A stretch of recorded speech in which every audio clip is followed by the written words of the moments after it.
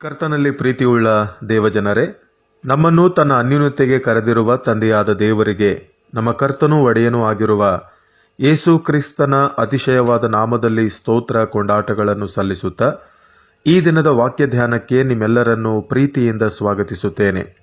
ತಂದೆಯಾದ ದೇವರಿಂದಲೂ ಕರ್ತನಾದ ಯೇಸು ಕ್ರಿಸ್ತನಿಂದಲೂ ನಿಮ್ಮೆಲ್ಲರಿಗೂ ಶುಭವೂ ಕೃಪೆಯೂ ಸಮಾಧಾನವೂ ಉಂಟಾಗಲಿ. ಪ್ರಿಯರೇ, ಇಲ್ಲಿವರೆಗೂ 2 ಆಶ್ರಯ ನಗರಗಳ ಕುರಿತು ಧ್ಯಾನ ಮಾಡುತ್ತಾ ಅವುಗಳ ಆತ್ಮಿಕ ಸತ್ಯಾಂಶಗಳನ್ನು ತಿಳಿದುಕೊಳ್ಳುತ್ತಾ ಬಂದಿದ್ದೇವೆ. ಈ ದಿನ 3ನೇ ಆಶ್ರಯ ನಗರದ ಕುರಿತು ಧ್ಯಾನ ಮಾಡುತ್ತಾ ನಮ್ಮ ಅಧ್ಯಯನವನ್ನು ಮುಂದುವರಿಸೋಣ. ಈ ದಿನದ ವಾಕ್ಯ ಭಾಗದಲ್ಲಿ 3ನೇ ಆಶ್ರಯ ನಗರ ಹೆಬ್ರೋನ್ ಎಂಬುದಾಗಿ ಓದಿ ಕೇಳಿಸಿಕೊಂಡಿದ್ದೇವೆ. ಪ್ರಿಯರೇ, ಹೆಬ್ರೋನ್ ಅಂದರೆ ಅನ್ಯೂನ್ಯತೆ ಅಥವಾ ಸಹವಾಸ ಎಂಬುದಾಗಿ ಅರ್ಥ ಕೊಡುವಂಥದ್ದಾಗಿದೆ. ಆಶ್ರಯಕ್ಕಾಗಿ ಓಡಿ ಬಂದಂಥ ವ್ಯಕ್ತಿ ಈ ಆಶ್ರಯ ನಗರದಲ್ಲಿರುವಷ್ಟು ಸಮಯ ಅಲ್ಲಿನ ಮಹಾಯಾಜಕನ ಸಹವಾಸದಲ್ಲಿ ಜೀವಿಸುವವನಾಗಿದ್ದನು. ತನ್ನ ಊರಿನಿಂದಲೂ ಕುಟುಂಬದಿಂದಲೂ ಬಂಧು ಮಿತ್ರರಿಂದಲೂ ದೂರವಾಗಿ ಒಂಟಿತನ ಎದುರಿಸುತ್ತಿರುವ ಆ ವ್ಯಕ್ತಿಗೆ ಮಹಾಯಾಜಕನ ಸಹವಾಸ ಒಡನಾಟ ವಿಶೇಷವಾದ ಬಲವನ್ನು ಆಧರಣೆಯನ್ನು ಕೊಡುತ್ತಿತ್ತು.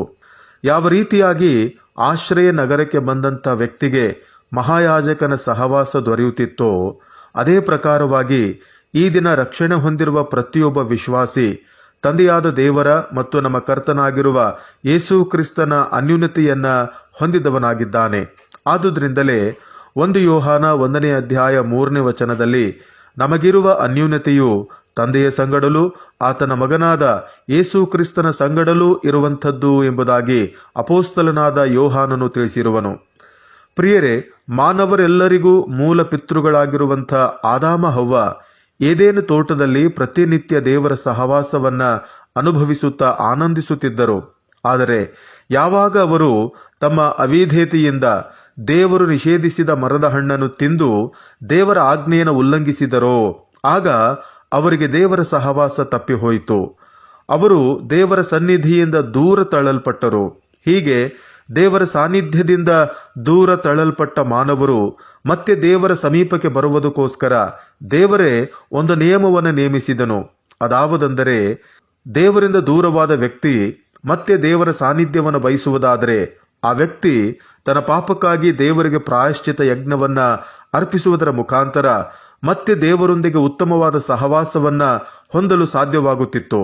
ಆದರೆ ಮಾನವರು ಸಮರ್ಪಿಸುತ್ತಿದ್ದ ಪಶುಗಳ ಯಜ್ಞವು ಮಾನವರನ್ನು ಸಂಪೂರ್ಣವಾಗಿ ದೇವರ ಸಹವಾಸಕ್ಕೆ ನಡೆಸಲು ಸಾಧ್ಯವಾಗಲಿಲ್ಲ. ಆದುದರಿಂದಲೇ ನಮ್ಮ ಕರ್ತನಾದ ಯೇಸು ಕ್ರಿಸ್ತನೇ ತಾನೇ ಯಜ್ಞದ ಕುರಿಮರಿಯಾಗಿ ಶಿಲುಬೆಯ ಕಂಬವನ್ನೇರಿ ದೇವರಿಗೂ ಮಾನವರಿಗೂ ಸಂಧಾನವನ್ನು ಏರ್ಪಡಿಸಿದ್ದಾನೆ. ನಮ್ಮ ಕರ್ತನಾದ ಯೇಸು ಕ್ರಿಸ್ತನ ಮೂಲಕವಾಗಿಯೇ ಒಬ್ಬ ಪಾಪಿ ದೇವರ ಮಗನೂ ಮಗಳೂ ಆಗಿ ಆತನ ಸಾನ್ನಿಧ್ಯದಲ್ಲಿ ಆತನ ಸಹವಾಸದಲ್ಲಿ ಜೀವಿಸುವುದಕ್ಕೆ ಸಾಧ್ಯವಾಗುತ್ತದೆ.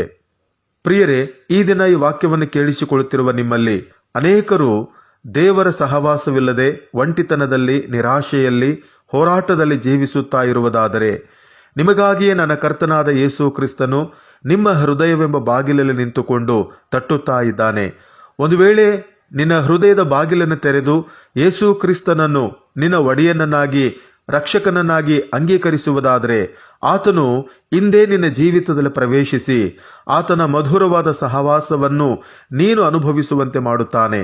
ಏದೇನು ತೋಟದಲ್ಲಿ ಆದಾಮ ಹವ್ವ ತಮ್ಮ ಅವಿಧೇಯತೆಯಿಂದ ಕಳೆದುಕೊಂಡಂತ ದೇವರ ಅನ್ಯೂನ್ಯತೆಯನ್ನ ಮತ್ತೆ ನಮ್ಮ ಕರ್ತನಾದ ಯೇಸು ಕ್ರಿಸ್ತನ ಮುಖಾಂತರ ಮಾನವರೆಲ್ಲರಿಗೂ ಕೂಡ ಅನುಗ್ರಹಿಸಲ್ಪಟ್ಟಿದೆ.